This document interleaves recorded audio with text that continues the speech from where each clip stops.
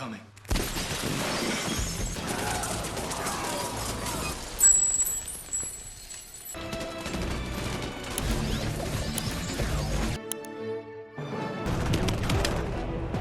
After a Third World War that wipes out much of civilization, the survivors of humanity establish a new nation called Libria, where emotion itself is declared the cause of all conflict.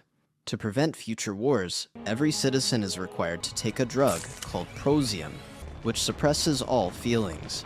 In this new world, art, music, literature, and any form of emotional expression are outlawed, and those who disobey, called sense offenders, are hunted down and executed by a specialized law enforcement division known as the Grammaton Clerics. At the head of this authoritarian regime is a figure known as Father, who constantly appears on massive screens around the city, preaching about the importance of suppressing emotion. His right-hand man, Vice Consul Dupont, oversees the government operations on his behalf, maintaining control through fear, uniformity, and absolute obedience. The story begins with a large military operation in the Nethers, a desolate area outside the city where sense offenders live in hiding. A group of clerics surrounds an old warehouse where people have gathered to protect banned art books and probably corn tapes. While the troops try to infiltrate the building, the offenders, who have obviously been training for this very moment, fight back with their ammunition. Unfortunately for them, the clerics end up breaching the doors, forcing the offenders to retreat into one dark room. John Preston, the highest-ranking cleric in Libria, arrives in a slick vehicle alongside his partner, Errol Partridge. Preston learns that the offenders have retreated into a dark room as a last resort to eliminate anyone who dares step in. He then orders the rest of the clerics to stand by while he prepares for the show of the season. As the clerics take cover, Preston bursts into the dark room alone, and then starts to solo all the offenders with flawless precision on some nonchalant shy. Eventually, the entire squad of sense offenders is wiped out in seconds. The rest of the clerics just stare at him and wonder if indeed he is that guy. Like that's not enough, Preston also manages to detect the exact location in the building where the original copy of the Mona Lisa is hidden, along with a couple of hidden footage of you losers gooning on the first day of NNN. Preston then orders that everything be burned down, along with some other collection of classical paintings, books, and trinkets found in the building. While the clerics gather the items for burning, Partridge quietly hides a small book under his coat, unnoticed by anyone. On the drive back home, Preston, who is the type of guy to accurately tell you what you'll have for breakfast the following day, asks Partridge why he took the book instead of leaving it for the evidentiary team to collect and log. Partridge simply replies that they miss things sometimes, and that he wanted to take it down himself and get it done properly. After the mission, Preston reports directly to Vice Consul Dupont, who praises his efficiency and dedication to Father's vision. Dupont tests his efficiency by asking questions about his wife, who was arrested and incinerated for sense offense a couple of years earlier. Preston is thrown completely off guard by the question, but he manages to respond efficiently. He is then shortly dismissed to resume his duty. Later that day, Preston plays footage of his earlier conversation with Partridge and detects that something might be off with him. He heads to the evidentiary log to request the book Partridge was meant to have submitted, but is shocked to learn that it wasn't submitted. As a matter of fact, Partridge has not submitted any of the art he has been confiscating in a while. Shortly after, intelligence reports indicate that Partridge has been visiting the Nethers alone, without authorization. Suspecting a breach of protocol, Preston decides to follow him. One night, he tracks Partridge to an abandoned building. Inside, he finds him sitting quietly, reading poetry from a small book. Partridge looks calm, unafraid, and admits that he stopped taking prosium. He tells Preston that he wanted to understand what it feels like to be human again. He quotes Yeats, saying that he has discovered something worth dying for. Preston listens, but remains stoic. When Partridge reaches for his gun, Preston shoots him once in the head. unaliving him instantly. He stares at the body for a few seconds with his face blank, then leaves. On his way out, he meets a new cleric named Brant, who drops him off at home. Brant, an ambitious, loyal to the system, and eager cleric, has now been assigned as his new partner. Getting home, Preston meets his young son and daughter, who are also loyal to the ways of the city. His son Robbie tells him about one of his friends, whom he saw showing emotion in school, asking for permission to snitch. Preston, proud, gives him the go-ahead. Than he ever did in pursuit of peace. While he tries to sleep that night, Partridge's last words keep ringing in his head. He then has a dream about the time his wife was taken from him. Her last words were for him to remember her as well. The following morning, when he wakes up, he heads into one bathroom and places his daily dosage of Prosium on the sink, but accidentally breaks it while washing his face. Robbie then arrives at that same moment and tells his father to ensure he gets a replacement, as it'd be wrong to go on with his day without his dosage. For some reason, Preston doesn't take the replacement and goes on with his day.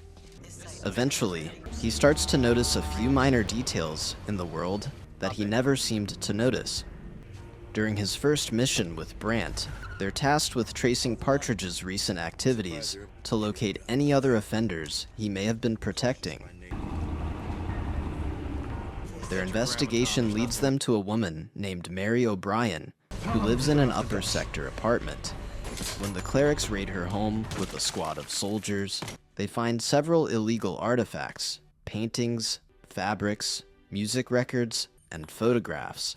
Mary snatches a Glock from one of the clerics and tries to use it to shoot at Preston, but she gets apprehended immediately.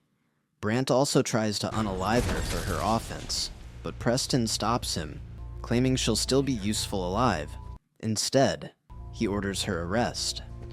At the headquarters, Mary is taken to an interrogation room and questioned by Preston. While he tries to find out who her allies are, Mary mocks Preston and the rest of the clerics for their emptiness, calling them hollow machines, who destroy what they can never understand. Preston keeps his tone neutral, orders her detention, and leaves the room. Your firing efficiency will rise by no less. Later that night, when Preston arrives home, he checks up on his kids and heads to bed. That night, his dream is influenced by his conversation with Mary, as he has nightmares of what it would be like if he suddenly dies. When he wakes up, he starts to feel even more sensitive, noticing every minor detail even more than the previous day. This time around, he intentionally skips his dosage, curious to know what it'd feel like. Going on with his day, Preston begins noticing things differently, like the sound of the wind, the colors of the buildings, the faint warmth of cold steel, and a couple of other things. When he gets to work, Preston gets an urge to rearrange his desk for the first time, and while he shifts the position of random objects, Brant, who has been suspicious of him, confronts him about it. Preston casually responds that he's simply attempting to optimize. During his next raid with Brant, after the clerics take down a bunch of armed offenders, Preston, who felt weird during the whole obliteration, strolls inside the building. He finds a hidden chamber with lots of art collections, but what intrigues him the most is a vinyl record with a song from the infamous Beethoven. Playing the music, Preston feels emotions he has never felt in his life and suddenly starts to cry. Moments later, when the clerics set the building ablaze, Brant, who is also the observant type, asks Partridge why he secretly took a book from the building instead of leaving it for the evidentiary team to collect and log. Preston gives the same reply Partridge had given him, stating that the evidentiary team misses things sometimes, and that he wants to take it down himself and get it done properly. They then shortly receive reports about a different issue. Preston then loads a gun and hands it to Brant as they head there. Arriving there, they meet a bunch of guard dogs, which were said to have been protecting the women and children at the Nethers. Brant orders that the clerics take them down, and Preston tries to stop them, but doesn't want to blow his cover. He endures the torture of watching the dogs get taken down, one at a time. When it gets to the last one, he stops them and insists that he wants to test it for some disease as he takes it to his car. This only feeds Brant's suspicions more. Later that day, Preston reports to DuPont, who criticizes him seriously for sparing Mary, instead of unaliving her on the spot as ordered. Preston tries to explain that keeping her alive could lead them to the hideouts of the other resistance, but DuPont silences him, telling him the order was given directly by Father, and he is to obey it without complaint. Cleric John Preston passing into the net. Later that night, Preston heads to the Nethers to set the dog he rescued free, but the dog refuses to leave, so he's forced to put it in his trunk. For some silly reason, too, he drops his coat in the trunk with the dog to keep it warm. Suddenly, a group of clerics approaches him, demanding to know his intentions. Preston tries to tell them who he is, but they demand his ID instead. Unfortunately, his ID happens to be in the coat. He dropped in the trunk with the dog. During the struggle, Captain, this is a waste of my time. the men discover the dog in his trunk and realize that he had broken the law against keeping animals.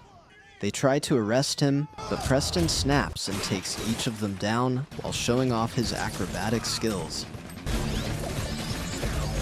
He then escapes with the dog. When he gets back home, Preston, now more determined to keep the feelings he just started experiencing, finds a secret compartment behind his mirror and starts dumping all his prosium dosages there. The following day during a raid, Preston sides with the offenders and helps a bunch of them escape, while taking down the clerics who try to intercept them. Eventually, they run into Brant, who takes Preston's action as a trap for the offenders. He lines them up and hands his gum to Preston, ordering him to take down the men. But Preston secretly exchanges it and hands it back, telling him he doesn't want to as he takes his leave. The offenders get gunned down by other clerics anyway. Later, Preston pays a visit to Partridge at the mortuary and finds some of his possessions. Going through them, he finds a picture of him and Mary together. Visiting her shortly after, Preston asks about Partridge, but Mary doesn't give any definitive answer. He then intentionally brings up the fact that he was the one who unalived him. She immediately tries to attack him, so he's forced to restrain her. While he restrains her, he realizes that he's getting a strong urge to wild out and suddenly start cracking her, so he lets her go. Judging by her reaction, he's able to deduce that he literally almost clapped his dead homie's girl. Preston goes on with his investigation about Partridge and meets a guy named Jurgen, who leads him to an association of secret offenders called the Underground. There, he gets tested with a polygraph, which not only detects that he can now feel things, but also helps them point out that he's freakily attracted to Mary. Apparently, she has been scheduled for combustion the following day, and he's one of the clerics who had given the order a few days earlier. Confused about what to do, he asks for help from Jurgen, who gives him a boring history of his pathetic life. He then tells him that the only way to stop the madness for good would be to unalive Father.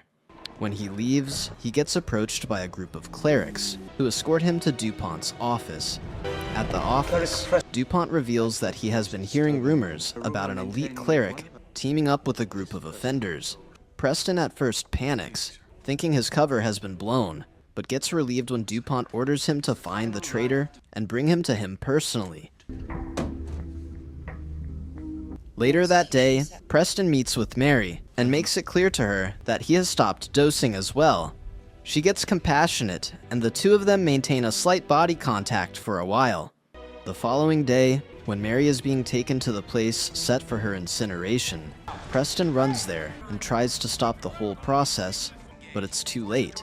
He's forced to watch her burn alive like a witch from the 1800s.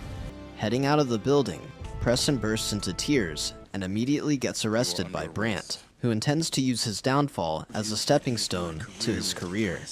Brant takes him to DuPont's office, but the greatest plot twist happens.